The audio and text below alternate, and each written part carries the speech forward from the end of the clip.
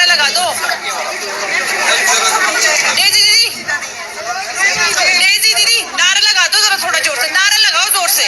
भारत माता की जय, भारत माता की जय, जिंदाबाद जिंदाबाद, नारी शक्ति जिंदाबाद जिंदाबाद जिंदाबाद, नारी शक्ति जिंदाबाद।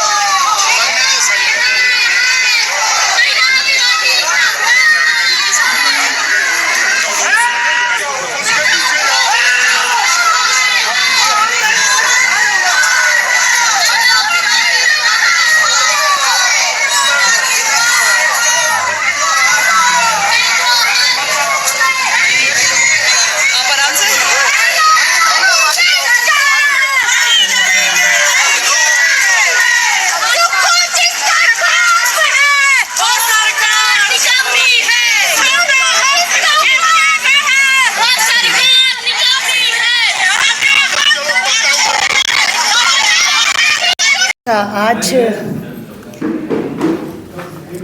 आप सभी जानते हैं कि आजकल का जो ज्वलंत जो विषय है वो महिला आरक्षण बिल को लेकर है। और जिस तरह से भारतीय जनता पार्टी के द्वारा झूठ बोला जा रहा है, लोगों को बरगलाया जा रहा है, उसी को लेकर मैं आज ये दोबारा से आपके सामने आई हूँ। जैसा कि आप सभी जानते हैं, मैंने पहले भी डिटेल में इस बारे में बताया था, और कांग्रेस की हमेशा से महिलाओं को सशक्त करने की मंशा रही है। उसका हमने समय समय पर एक प्रत्यक्ष प्रमाण भी दिया। महिलाओं को पंचायती राज संस्थाओं, जिसे ग्रामीण भारत की एक तरीके से रीढ़ की हड्डी आप कह सकते हैं, ग्रामीण भारत में महिलाओं को राजनीति में 33% आरक्षण देकर कांग्रेस की सरकार ने, स्वर्गीय राजीव गांधी जी ने महिलाओं को सशक्त किया, उनको आगे बढ़ाया, और जिसके परिणाम स्वरूप 15 लाख महिलाएं पंचायती राज संस्थाओं में और लोकल बॉडीज़ में, स्थानीय निकायों में चुनकर आई, जो अपने आप में बहुत बड़ी बात है। और जैसा कि कहा गया, महिला आरक्षण बिल, नारी शक्ति वंदन अधिनियम, जो सितंबर 2023 में पास हुआ, सर्वसम्मति से पास हुआ, 334A अनुच्छेद को इसमें जोड़ा गया, जिसके अनुसार महिलाओं को विधानसभा और लोकसभा में आरक्षण देना जो है वो ज़रूरी हो गया। और आपने देखा होगा, हमारे राष्ट्रीय अध्यक्ष, हमारे बड़े नेताओं सभी ने कहा कि जो ये महिलाओं को आरक्षण दिया जा रहा है, इसको 2024 में ही लागू कर दो। लेकिन ना जाने क्या ऐसा हुआ, आनन फानन में पहले 30 महीने तक तो ये लोग आराम से बैठे रहे, चुप्पी साध ली। 23 में बिल पास हो चुका सर्वसम्मति से, विपक्ष ने पूरा साथ दिया। फिर ये 30 महीने के बाद जागे भारतीय जनता पार्टी की सरकार केंद्र में जो बैठी हुई है, और अचानक इन्होंने कहा चुनाव के दौरान, जबकि चुनाव चल रहे थे बंगाल में और तमिलनाडु में, इन्होंने कहा कि 16, 17, 18 को विशेष सत्र बुलाकर उस पर हम लोग ये महिला आरक्षण जो बिल है वो उसको लेकर उन्होंने सत्र रखा। लेकिन हमारी मांग थी कि 29 को लास्ट पश्चिम बंगाल, जो हमारे बंगाल में जो इलेक्शन होने थे, वो लास्ट चरण था, उसके बाद आप इस पर विस्तार पूर्वक चर्चा करने के लिए कोई तिथि निश्चित कर दो। लेकिन इन्होंने उसको सिरे से नकार दिया, उन्होंने नहीं मानी इस बात को। और जैसा कि आप सभी जानते हैं कि जनगणना 2011 में की जो ये इन्होंने रखा, अभी जो इन्होंने बात मानी कि जो महिला आरक्षण जो है ये 2011 के जनगणना के आधार पर हम करेंगे। और आप समझ सकते हैं कि इसके बाद 21 में होनी थी, वो इन्होंने नहीं की। और सबसे बड़ी बात, जनगणना ना होने की वजह से राष्ट्रीय खाद्यान्न मिशन जो था हमारा, उसमें 10 लाख लोग जो लाभान्वित होने थे, वो जो 2023 में हमने लाया था राष्ट्रीय खाद्यान्न मिशन करके, जो हम अधिनियम लेके आए थे 2013, उसमें 10 लाख लोग जो है वो बाहर हो गए वो लाभ लेने से। और बाद में जो हमने स्कीम शुरू की उन्हीं का नाम बदल के प्रधानमंत्री गरीब खाद्यान्न योजना उन्होंने शुरू की। इससे ये पता चलता है कि भारतीय जनता पार्टी हमेशा से जो कार्य समय पर करना होता है उसको नहीं करती है और बाद में जनता को बरगलाने का प्रयास करती है। और आप सभी ने देखा होगा 16-17 ये जो अभी सत्र बुलाया गया था, इसमें इन्होंने चालाकी से परिसीमन को भी जोड़ दिया। 10 लाख हम लोग ये जो पोस्ट कार्ड हैं पूरे भारतवर्ष से प्रधानमंत्री जी के पास भेजेंगे। प्रधानमंत्री जी, हमारी आवाज़ को सुनिए। नारी को आप सशक्त करने की बात करते हैं, आप सशक्त कीजिए। और महिला आरक्षण जो ये बिल पास हुआ है, इसको अभी 27 में जो चुनाव हो रहे हैं उसमें आप लागू कीजिए। और मैं एक बात कहना चाहूँगी कि नारी का सम्मान केवल नारों से नहीं होता, वो परिलक्षित भी होना चाहिए, वो दिखाई देना चाहिए धरातल पर। और बड़ी बड़ी बातें भारतीय जनता पार्टी के नेता कर रहे थे कि कांग्रेस में महिलाओं को उनका अधिकार नहीं मिल रहा है। सबसे बड़ी बात, चाहे मैं हिमाचल प्रदेश की बात करूं या देश की बात करूं, महिलाओं पर इतने अत्याचार हो रहे थे, इतने अत्याचार हुए, लेकिन भारतीय जनता पार्टी के कान पर जूं तक नहीं रहेंगी। उन्होंने जो इस तरह के अत्याचार में, बलात्कार में संलिप्त पाए गए भारतीय जनता पार्टी के नेता, उनके विरुद्ध क्या कार्रवाई की, मैं पूछना चाहती हूँ। कार्रवाई तो छोड़िए आप, आज नारी शक्ति वंदन की बड़ी बड़ी बातें करती हैं भाजपा की नेत्रियां भी। महिला होने के नाते उनमें इतनी हिम्मत नहीं हुई कि वो इन घटनाओं की, हाथरस, मणिपुर, उन्नाव, अंकिता भंडारी, अशोक खैरात जो महाराष्ट्र में हुआ, कितने में नाम गिनाऊं, महिला पहलवानों के साथ जो अत्याचार हुआ, बनारस यूनिवर्सिटी के जो छात्राओं के साथ बलात्कार की घटनाएं हुई, कितने नाम गिनाऊं। आप क्या समझते हैं पूरा देश देख नहीं रहा? पूरा देश देख रहा है। आपने कभी हिम्मत नहीं की इन चीज़ों की निंदा करने की, और आ गए कांग्रेस पार्टी को आईना दिखाने, कांग्रेस पार्टी के सामने आप हमें पाठ पढ़ाने। कितने महिलाओं को इन्होंने न्याय दिलाने का काम किया, कितने लोगों को इन्होंने पार्टी से बाहर निकाला, कितने लोगों के खिलाफ इन्होंने अनुशासनात्मक कार्रवाई की। मैं पूछना चाहती हूँ, केवल नारी में नारी शक्ति वंदन, ऐसे वंदना होती है नारी की? मैं पूछना चाहती हूँ, इतनी तो हिम्मत दिखाओ बहनों। महिला महिला होती है, वो चाहे किसी पार्टी की हो, किसी जात की हो, किसी धर्म की हो। किसी भी महिला के साथ अगर अत्याचार होता है तो वो सब बहनों को एक मत से उसका खंडन करना चाहिए, उसका विरोध करना चाहिए, उसकी निंदा करनी चाहिए, जो कि भारतीय जनता पार्टी में आज तक नहीं दिखाई दिया। इतने बड़े बड़े केसेस हुए हैं। और हिमाचल की ही अगर आप बात लें, कितने लोगों ने कहा, क्या हंसराज जी ने जिस लड़की के साथ किया वो क्या महिला नहीं है? महिला वंदन की बात करते हो, नारी वंदन की बात करते हो। बिंदल जी के भाई के उनके ऊपर आरोप लगे, वहां पे इन्होंने नहीं बोला। क्यों नहीं बोला?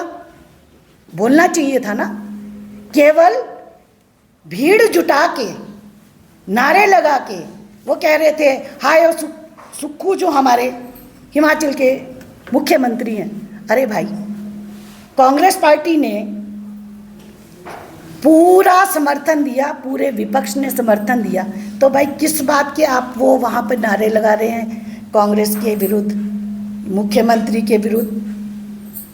आप में इतनी हिम्मत है कि ये जो मैंने इतनी सारी अत्याचार की घटनाएं बताई हैं, इनका भी थोड़ा विरोध कर लेती, इनके बारे में भी 2 शब्द बोल देती कि तोते की तरह जो रटाया है वही बोलना है। इतना तो हिम्मत दिखाइए ना। जब आप नारी शक्ति की बात करते हो तो आप इतना हिम्मत तो दिखाइए कि उनके विरुद्ध भी बोले। लेकिन कभी भी इन्होंने उनके विरुद्ध नहीं बोला। मैंने आपको इतने सारे उदाहरण दिए। मैं भारतीय जनता पार्टी का जितना भी ये हो रहा था प्रदर्शन, मैंने देखा, बड़े गंभीरता के साथ देखा, ध्यान से देखा। जो इनके नारे हो रहे थे, जो ये प्रचार कर रहे थे, कांग्रेस पार्टी के विरुद्ध झूठा प्रचार कर रहे थे, भ्रामक प्रचार कर रहे थे। कांग्रेस पार्टी ने हमेशा महिलाओं की इज्जत की है। सबसे बड़ी बात मैंने बताया आपको, इस देश का निर्माण किसने किया? संविधान किसने लिखा? कांग्रेस ने। कांग्रेस की आधा दर्जन महिलाओं को उसमें शामिल किया गया था संविधान लिखने में। उसके बाद जैसे ही हमारी सरकार बनी, वैसे ही वोट देने का अधिकार किसने दिया? कांग्रेस पार्टी ने दिया। ये हमारी सोच को परिलक्षित करती है, हमारी सोच को दिखाती है कि हम लोग जो कहते हैं वो करके दिखाते हैं। और भारतीय जनता पार्टी है, कहती कुछ है, करती उसके विपरीत है। तो भाइयों और बहनों, मैं बड़े ध्यान से भारतीय जनता पार्टी के जितने भी भाषण हो रहे थे, इनका लाइव चल रहा था, उसको बड़े ध्यान से मैं देख रही थी। जो इन्होंने परसों नारी शक्ति वंदन अधिनियम को लेकर हाय तौबा करी, घड़ियाली आंसू बहाए, मैं बड़े ध्यान से देख रही थी। आप इसको बड़े ध्यान से सुनना। ये भारतीय जनता पार्टी का, ज्यादा भीड़ मत बनाओ ना, आरे से परे पकड़ लो आराम से। थोड़ा स्पेस दे दो ना, थोड़े साइड में। आगे चलो, अरे नारे लगा दो। महिला विरोधी सरकार को ये जो हरी, अरे ढंग से लगा दो नारे।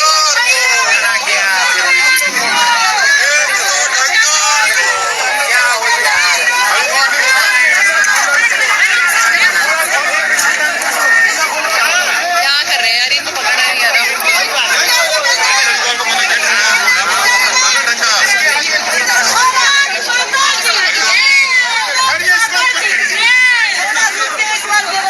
कि ये पास नहीं होगा, ये इनको भी पता था। ये दोनों हाथों में लड्डू लेकर चले हुए थे। और अब जनता में जा जाकर ये लोग कह रहे हैं कि कांग्रेस पार्टी या विपक्ष के लोग जो हैं नारी शक्ति वंदन अधिनियम के को पास नहीं होने दिया। जबकि खुद प्रधानमंत्री जी ने, हमारे माननीय प्रधानमंत्री जी, जब ये 23 में पास हुआ था, जगह जगह जाकर इन्होंने इस बात का श्रेय लेने का प्रयास किया। ये सब जगह गए और सब लोगों ने इस बात को का स्वागत भी किया, क्योंकि हर एक पार्टी जो है वो नारी शक्ति वंदन अधिनियम को पास करना चाहती थी। अब इन्होंने कहा कि 2011 का हम लोग जनगणना लेंगे। अगर वही लेना था तो इतनी देरी क्यों? यहाँ से इनके उस पर नियत और नीति पर इनके शक होता है। क्यों नहीं इन्होंने फिर 2024 में ही लागू किया? हम तो कहते हैं कि ये जो आप नारी शक्ति वंदन अधिनियम जो आप लेके आए हैं, इसको आज लागू करो और वैसे ही लागू करो। 543 सीटों में से आप 33% दे दो। इसमें कहाँ कौन मना कर रहा है? हमने कहा अभी करो, आज करो। पिछड़ा वर्ग, अति पिछड़ा वर्ग, ओबीसी सब महिलाओं को शामिल करो और इसी में से दे दो। लेकिन इनकी नीति और नियत इनकी जो है वो साफ नहीं है। मैं देख रही थी अभी परसों भारतीय जनता पार्टी की महिला मोर्चा और इनके बड़े बड़े नेता बहुत बड़ी बड़ी बयानबाजी कर रहे थे।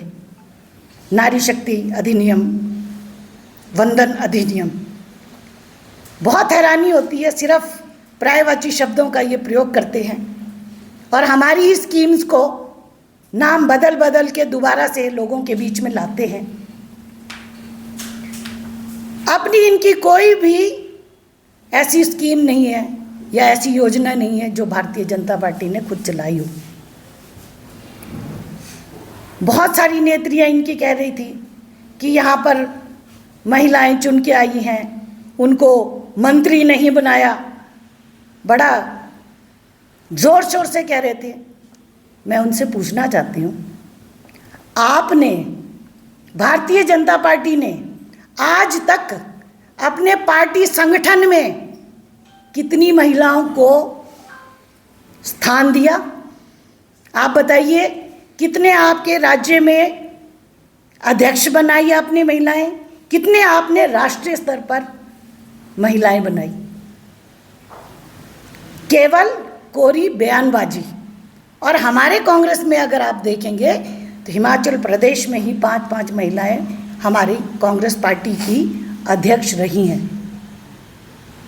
राष्ट्रीय स्तर पर हमारी 3-3, 4-4 महिलाएं जो हैं वो पार्टी की अध्यक्ष रही हैं। इससे साबित होता है कि हम लोग हमेशा से महिलाओं को आगे रखकर चलने का काम करते हैं और हम लोगों ने ये साबित भी करके दिखाया।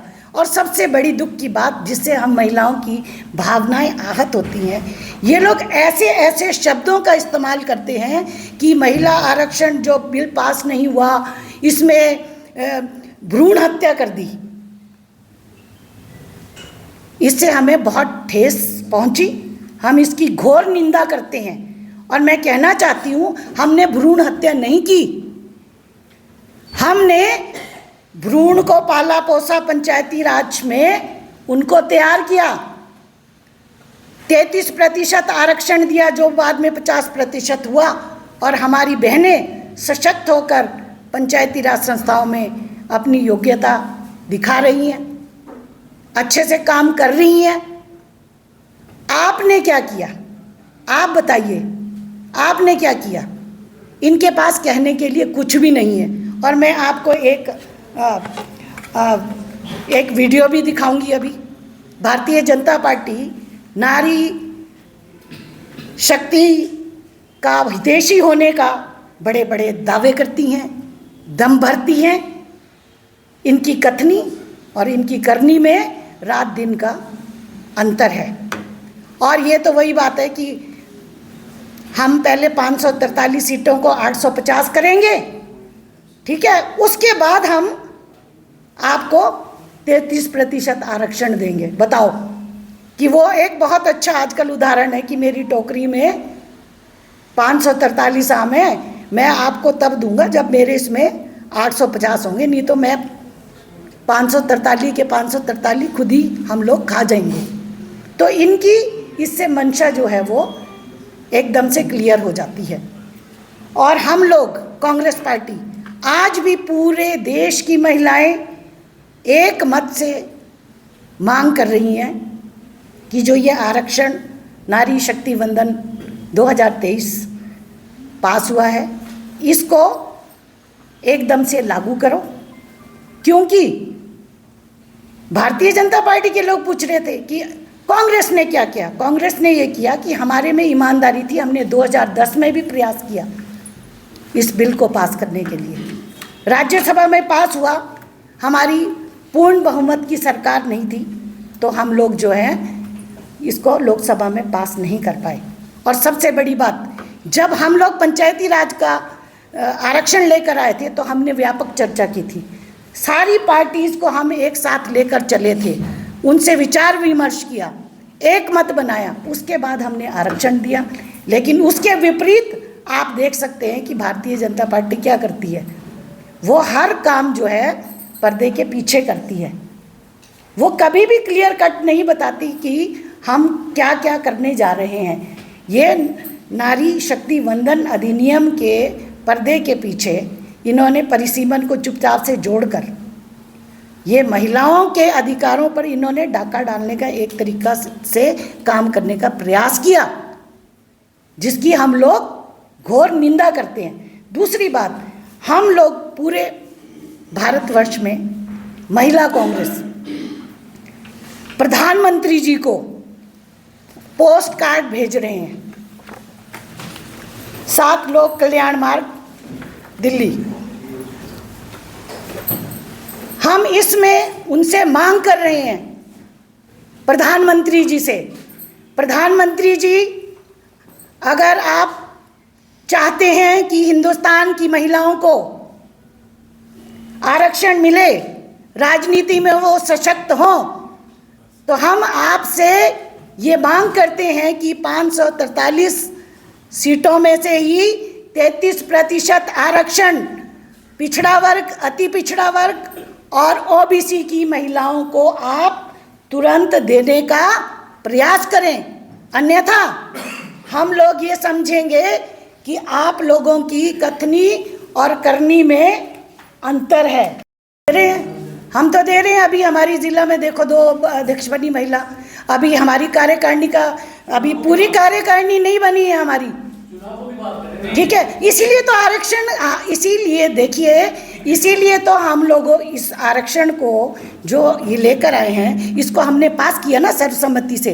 इसीलिए किया क्योंकि आप सभी जानते हैं, आप सभी को मालूम है, हमने करके दिखाया ना। हमने पंचायती राज संस्थाओं में दिया आरक्षण, हम अपनी पार्टी में दे रहे हैं। आप टिकट में वोटिंग दौड़ में अपने टाइम से आपको आज टिकट नहीं मिला, तो क्यों नहीं कांग्रेस पार्टी के? मेरी बात सुनिए, मैंने आपकी बात को अभी बोला ना, इसीलिए महिला आरक्षण की ज़रूरत पड़ी है। महिला आरक्षण की किस लिए ज़रूरत पड़ी है? पंचायती राज संस्थाओं में पहले कितनी महिलाएं होती थी? बहुत कम होती थी। लेकिन जब आरक्षण हुआ, अगर 33% आरक्षण हुआ तो अगली बार 40-45% महिलाएं जीत कर आई। क्यों आई? क्योंकि उन्होंने अपनी योग्यता के बल पे, आरक्षण ज़रूरी इसीलिए है। और जब 50% आरक्षण हुआ तो हमारी जो प्रतिशतता है वो बढ़ गई, क्योंकि जो योग्य महिलाएं थी वो ओपन सीट पर भी जीत कर आई हैं। इसीलिए तो हम कह रहे हैं ना, जो केंद्र में बैठी हुई सरकार है, उनसे हम कह रहे हैं कि आप 543 सीटों में से ही 33% आरक्षण दे दीजिए। सब लोग इसके लिए खुश हैं, तो इसमें टाल मटोल करने की कोई ज़रूरत नहीं है। धन्यवाद आप सबका। तो करेंगे उनसे, हमें मिलने का हम कोशिश करेंगे, उनसे भी बात करेंगे। महिलाओं के दुख दर्द को अच्छे से समझती हैं, तो प्रयास तो किया जाएगा कि उनसे मिलेंगे, बात करेंगे। समय लेने का हम लोग कोशिश करेंगे कि वो उनको भी हम देंगे, ये अपनी बात उनके समक्ष उठाएंगे। धन्यवाद जी। बोल रहे हैं छोड़ो साली को। देखो यहाँ ये नारी शक्ति वंदन हो रहा है, सुनो ध्यान से, वही तो सुना रही हूँ आपको। ज्यादा भीड़ मत ये देखिए क्या बोल रहे हैं। आराम से थोड़ा स्पेस दे दो ना, थोड़े साइड में।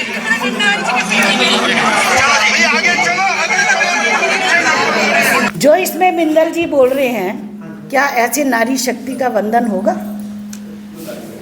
आप ये क्लिप जो है मैं आपको भेज देती हूँ, ये पूरा भी दे देती हूँ आपको, और ये जो हमने क्लिप शॉट लिया है ये भी आपको हम भेज रहे हैं, ठीक है। तो इससे साबित होता है भारतीय जनता पार्टी की कथनी और करनी में कितना अंतर है। ये महिलाएं आगे पीछे चल रही हैं, ये भी इनसे बर्दाश्त नहीं हो रहा है। मेरा आपसे विनम्र निवेदन रहेगा, इसको जरूर लोगों तक पहुंचाइए। प्रत्यक्ष को प्रमाण की जरूरत नहीं होती। ये भारतीय जनता पार्टी की असलियत है कि नारी के प्रति इनके मन में कितनी अच्छी भावना है, कितनी अच्छी सोच है।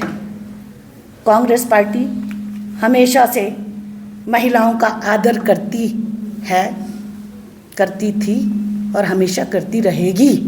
और इसके इतने सारे उदाहरण हैं जो मैंने आपको बताया। पहली प्रधानमंत्री, पहली राष्ट्रपति, पहली लोकसभा की स्पीकर, पहली गवर्नर, पहली प्रधानमंत्री, पहली स्वास्थ्य मंत्री। कोई ऐसा बड़ी जो ओहदा है, बड़ा पद है, वो कांग्रेस ने महिलाओं को ना दिया हुआ, ऐसा कभी नहीं हुआ। हम हमेशा नारी की समता, समानता और लोगों की समरसता की बात करते हैं, लेकिन भारतीय जनता पार्टी जो कहती है वो उसके बिल्कुल उलट करती है। तो मैं यही कहना चाहती हूँ, मेरा आज का जो प्रेस वार्ता का बुलाने का यही मकसद था कि घड़ियाली आंसू, मगरमच्छ के आंसू बहाना बंद कीजिए। 543 जो सीटें हैं उसी में से आप पिछड़ा वर्ग, अति पिछड़ा वर्ग, ओबीसी की महिलाओं को 33% आरक्षण दीजिए और सचमुच में महिलाओं के प्रति अपने दिल में मान सम्मान रखिए। तो भारतीय जनता पार्टी को कांग्रेस पार्टी पर किसी भी तरह से उंगली उठाने का कोई भी औचित्य नहीं है। कांग्रेस पार्टी ने हमेशा महिलाओं को आगे रख के चली है, हमेशा आगे रख के चलेगी। यही मेरा आज का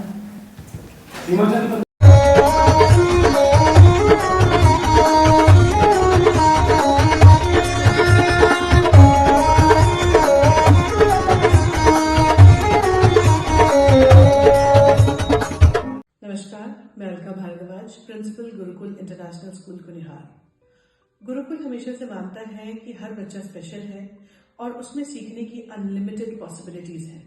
हमारे पास डेडिकेटेड स्टाफ है जो कि बच्चों को सिर्फ बुकिश नॉलेज ही नहीं देते, बल्कि उनके ओवरऑल डेवलपमेंट पे काम करते हैं और मॉडर्न एजुकेशन टेक्नोलॉजीज के साथ बच्चों को पढ़ाते हुए उन्हें संस्कार भी देते हैं। मैं आपको बताना चाहूंगी कि नेक्स्ट सेशन के लिए एडमिशन शुरू हो चुकी है, जिसमें कि इस बार हम ग्रेड नर्सरी से ग्रेड 1 तक नई एडमिशन पे एडमिशन फीस नहीं ले रहे हैं और ग्रेड 2 से ग्रेड 10 तक एडमिशन फीस पर 50% की छूट है। ये आपके बच्चे के लिए एक बहुत ही सुनहरा अवसर है। मैं आपसे रिक्वेस्ट करूंगी कि आप आए और एक बार जरूर गुरुकुल इंटरनेशनल स्कूल कुनिहार को विजिट करें। धन्यवाद।